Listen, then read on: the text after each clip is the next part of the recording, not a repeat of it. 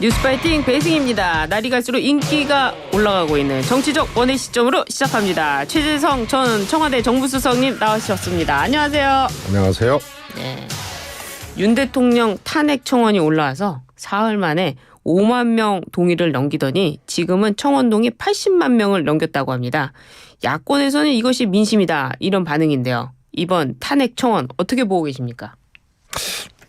굉장히 조금 이례적인 게 있어요. 이례적이다. 그동안 이제 그전 정권이죠. 문재인 정권 때 청와대도 이제 청원 그랬죠. 그게 있었거든요. 네. 근데 이제 실명하기는 안 해도 되는 거였어요. 그때 그랬죠. 근데 지금은 이걸 해야 되는 거고요. 그다음에 이게 이제 국회 청원이거든요. 네. 그러면은 이제 이게 5만 명인가요? 이걸 예. 넘기면 이제 해당 상임위로 이제 자동 배정이 되는데 그래서 굉장히 많은 숫자고 또 이게 단기간에 이렇게 실명으로 확인이 되면서 네. 서명을 했다는 거는 조금 이례적인 거는 분명합니다. 그런데 네. 이게 청원의 이제 내용을 보면 탄핵 사유로 쭉 열거한 것이 안에 뭐라 그럴까요? 법률적인 어떤 이 탄핵 사유에 해당하는 것은 별로 이 확인될 수 있는 거는 없고요. 예. 그건 뭐 당연한 거거든요. 네, 그렇죠. 그래서 청원 동의한 분들의 하나의 이제 정치적인 예. 심정, 정치적인 이제 사유 이런 것들이 이제 담겨져 있는 거고요. 네. 그래서 실제로 이제 그렇게까지 이제 진행이 될 수 있는 그거는 아니다. 아니다. 다만 예. 엄청난 숫자의 실명 동의안 이것은 하나 이제 민심이라고 이렇게 얘기할 만한 것이고요. 또 이것은 거슬러 올라가면요, 총선이 유례 없는 여권 참패. 네. 최대 규모의 여소야대 이것을 만들어낸 것이기 때문에 제가 표현을 그렇게 했습니다만 이거는 견제, 정권 견제를 넘어서는 거고 또 정권 심판론도 좀 넘어서는 심판까지 넘어서는. 네, 넘어서는 그런 거 아니냐라는 말씀을 드렸습니다만 그거에 준하는 하나의 이제 흐름 네. 또 결과가 아닌가 싶고요. 그런데 앞으로 사실 이제 지금 이제 특검이라든가 네. 또 이 박근혜 정권 때 이제 소위 국정농단 그래서 수사 내지는 네. 어떤 이제 분명한 이제 탄핵 사유들이 앞으로 발생할 가능성은 저는 분명히 있다고 봅니다. 네. 그러면 이번에 이 탄핵 청원 동의가 안에 구체적인 이제 계기를 만나게 되면은 예. 폭발할 가능성은 있다. 그러나 그래요? 당장은 아니다. 당장은 아니다. 사실 거기 있는 탄핵 사유는 뭐 헌법을 위반하거나 법률을 위반했다 이런 사유는 없어요. 근데 오히려 이런 것들이 내 편이 아니면 그냥 이 선거 자체를 인정하지 않겠다. 약간 이런 심리도 있었던 거 아닙니까? 뭐 저는 그것도 거꾸로 이제 총선 결과가 분명히 정말로 유례 없는 결과가 나왔거든요. 네. 그러나 총선 이후에도 대통령이 변하지 않고 또 국정 운영이라든가 소위 말해서 집권 세력의 이제 하나 이제 민심을 읽고 네. 받아들이는 이런 것들이 변화가 이게 보이지 않고 있기 때문에 제가 보면 오히려 또 거꾸로죠. 그럼 총선 민심은 뭐냐?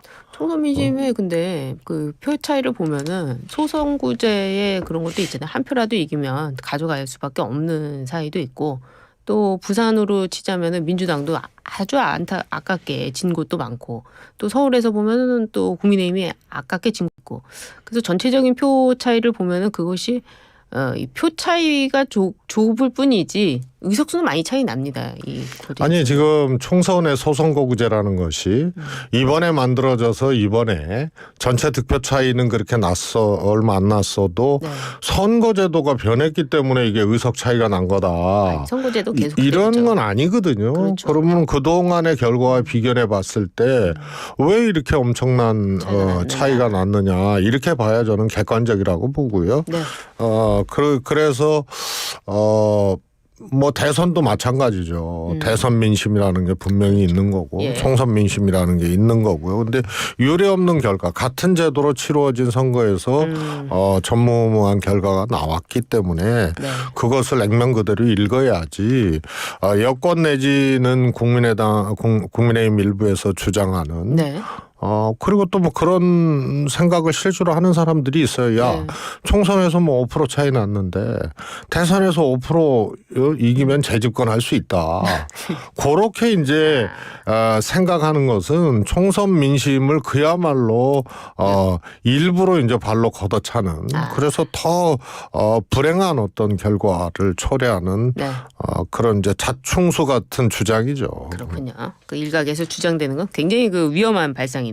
근데 이 탄핵 그 청원과 관련해서 또 같은 시각에 논란이 되고 있는 게 김진표 전 국회의장의 회고록 윤 대통령이 이태원 참사 그 사건을 두고 둘이 독대를 하면서 얘기를 했는데 이것이 뭐 특정 세력에 의해서 조작 가능성이 있다 이런 언급을 했다는 게 지금 회고록에 들어가 있었다는 거 아닙니까? 이 논란 이것도 좀 청원에 영향을 미쳤을까요?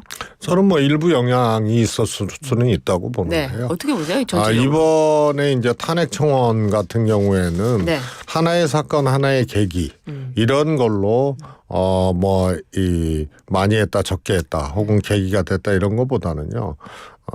이제 집권 2년 차가 넘어서면서 사실 집권 초부터 여러 가지가 사실 누적이 된 거거든요. 특히 이제 총선을 계기로 이런 총선에서 국민들이 회초리를 넘어서서 그야말로 이제 방아쇠를 방아쇠까지 이렇게 손가락을 얹은 그런 상태로 결과가 나왔는데 그럼에도 불구하고 아무런 변화가 없다.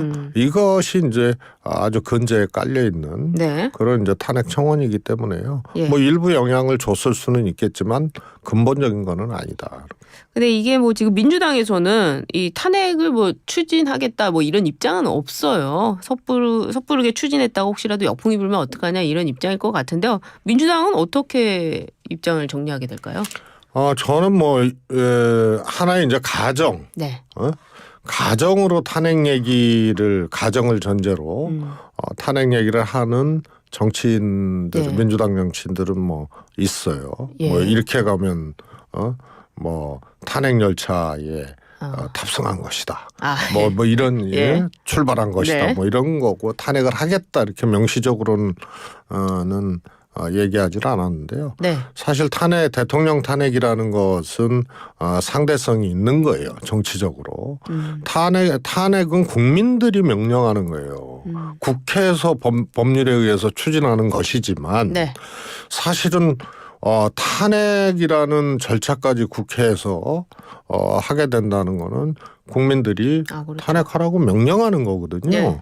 그래서 그런 것들이 이제 일종의 이제 성숙되고 그 분명한 그런 어떤 계기들이 국민에 의해서 만들어지고 요구되지 않으면 탄핵이라는 두 글자는 제가 보기엔 금기어다 이렇게 생각해도 민주당은 좋을 것 같습니다. 대통령 탄핵이라는 것은 지금은 금기어다라고 생각해도 되겠다 이런 말씀이시네요. 상대적인 거니까요. 그래서 탄핵을 추진하는 거는 국회지만 이것을 명령하는 거는 사실 국민이거든요. 예, 알겠습니다.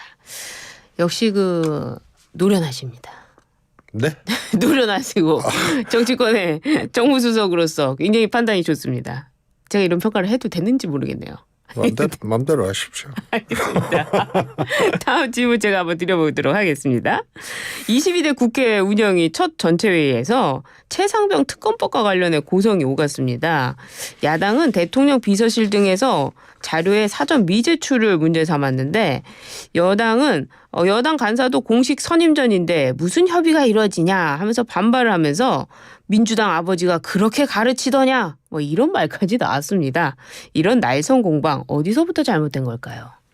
뭐 이렇게 국회가 또 여야의 어떤 논쟁이나 공방이 거칠게 이렇게 진행되다 보면 어디서부터 시작됐느냐라는 것이 잘 생각도 안 나고 그러니까 가려지지도 않아요. 그러니까 예, 그래서 어디까지 이렇게 그 하는지. 시점을 뭐 한 달 네. 전으로 볼 거냐, 두 달 전으로 볼 거냐 할 수도 없고요. 네. 그래서 역대 어떤 국회보다 예. 가장 가파르고 격렬하게 그렇게 여야가 이제 대립하는 네.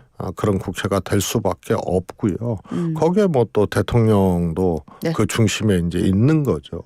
그래서 그걸 전체 구도로 어떤 사안이나 또 국회 상황 네. 이런 것들이 전체 구도로 이렇게 얘기돼져야지 어디서부터 시작되는 거냐 그러면은 그거는 아마 신도 솔로몬도 그거는 정하기 예, 어렵다. 결론을 내리기 어려운 거 아닌가 싶습니다. 알겠습니다. 질문이 어려웠다. 그 이종석 당시 국방부 장관의 전화를 건 유선 번호가 공개가 됐습니다. 7070이라는 번호인데요. 야당은 윤 대통령 정황상 윤 대통령일 수 있다고 보고 공개를 요구했는데 대통령실은 이 유선 번호는 국가 기밀이라면서 공개를 거부했습니다. 이건 어떻게 보십니까? 뭐 국가 기밀은 아닌데요. 아니군요. 예, 근데 예를 들어서 이런 거죠. 뭐 저는 뭐 대통령실에서 그렇게 주장할 수는 있다고 봐요. 노출되어진 거라 하더라도. 그래요. 예, 이게 뭐 사실상 이제 많이 알려진 거거든요. 예, 번호가. 예. 뭐 또 구글에서도 뭐 검색된다고 나오는군요. 하는 예. 거고. 그래서 제가 보기엔 민주당 의원이 이렇게 공개된 네. 그런 이제 번호를. 사례들을 상임위원장에서 직접 이렇게 보여주고 그랬는데요. 저는 노출되고 공개되어진 거라 하더라도 네. 스스로 공개하지 않는 그런 것은 뭐 보안상의 이유나 이런 걸로 왕왕 있습니다. 알고 있어도 인정하지 않는 경우, 알고 예. 있어도 스스로 공개하지 않는 경우. 그래서 뭐 그것에 저는 일환일 수 있다고 봐요. 그리고 이 대통령실의 반응은 이해가 되세요? 뭐 아쉬우니까 이제 자기 방어적으로 뭐 이렇게 한 거지만요. 그 논리 자체가 뭐 이렇게 완전히 잘못됐다라고 보기는 어려워요. 그래요? 예, 예를 들어서 뭐 저런 거 비슷한 거죠. 북한이 실질적으로 이제 핵무장을 했다고 봐야 되잖아요. 네, 그렇죠.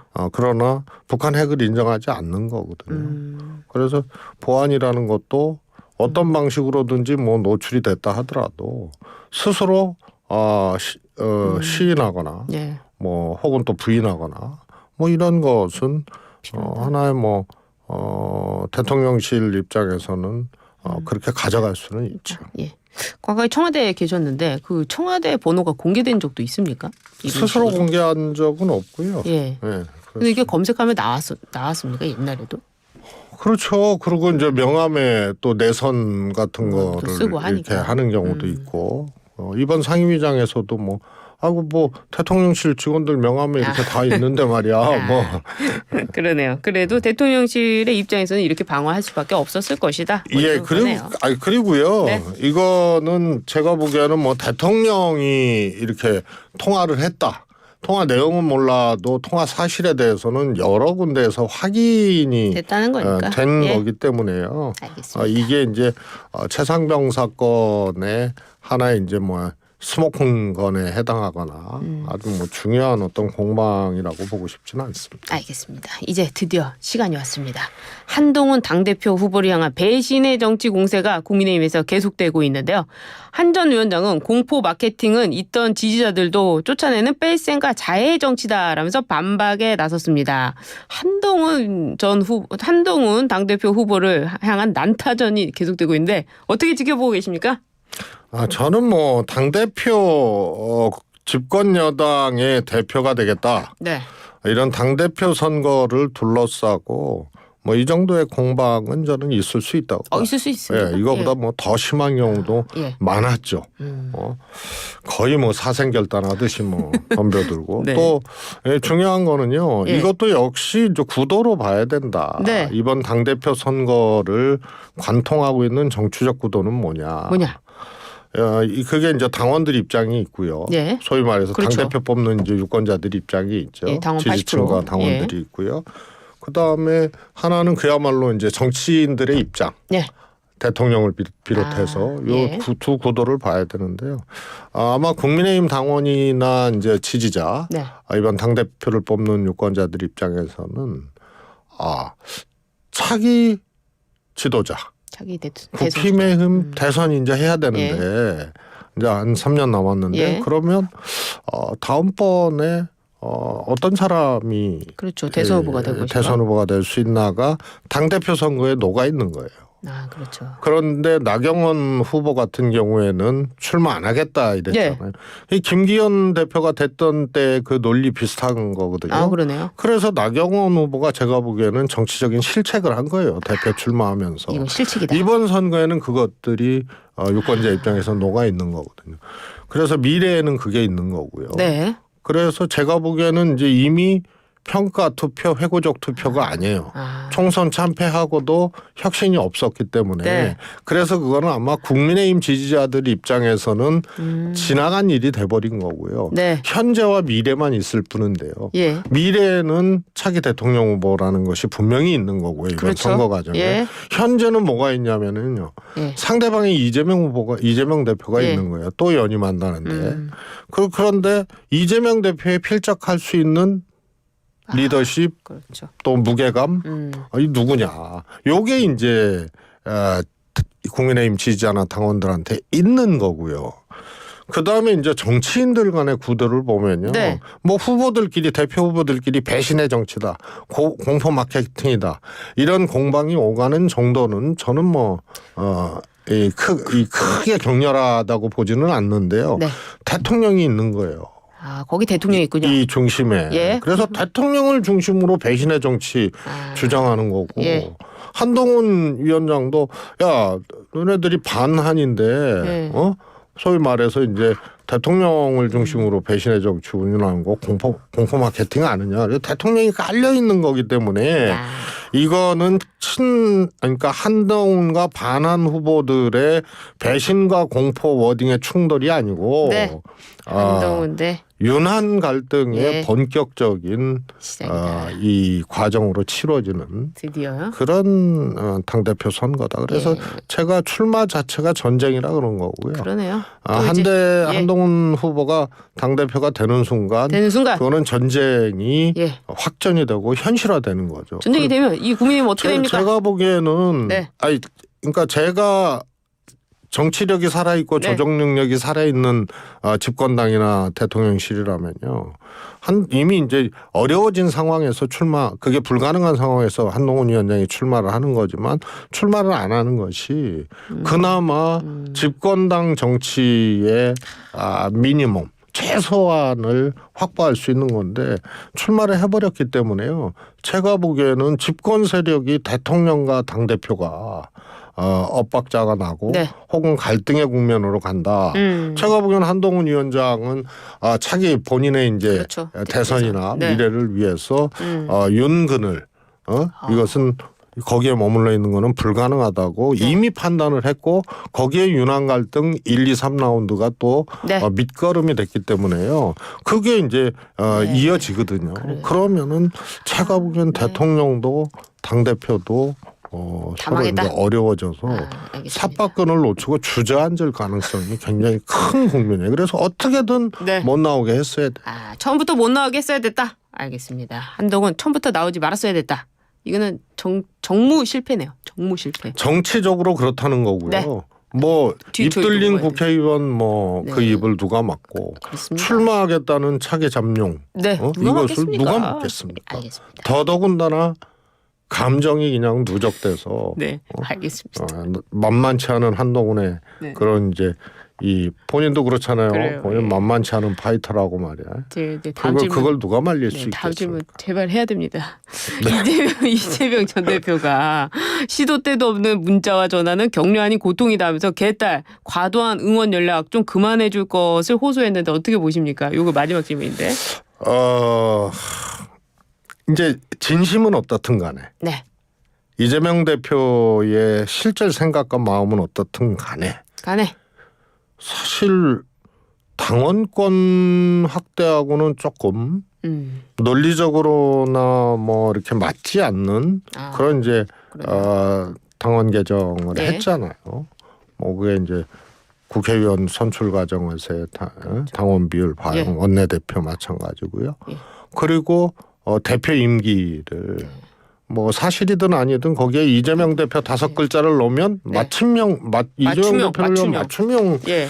개정이다 이렇게 오해를 할 만한 그런 게 딱 떨어지거든요. 그렇습니다. 그런데 그것을 다 끝내고 난 다음에 이제 그만해라. 시도 때도 없는 문자와 전화는 경례 아닌 고통이다. 그러면 이게 사실이고 본심이라 하더라도 정치적으로나 또 상황상 조금 이게 더 어떻게 보면 납득이 안 가네. 오히려 이게 더 납득이 안 간다. 네. 네. 그래서 왜 진작하지? 진짜까지 다 끝내놓고 그리고 거기에 또 올라타서 이재명 대표가 정치하는 것 같고 그러니까요. 총선 때도 반명들 다 그렇게 해놓고 지금 마무리해야 된답니다. 이게 뭐냐?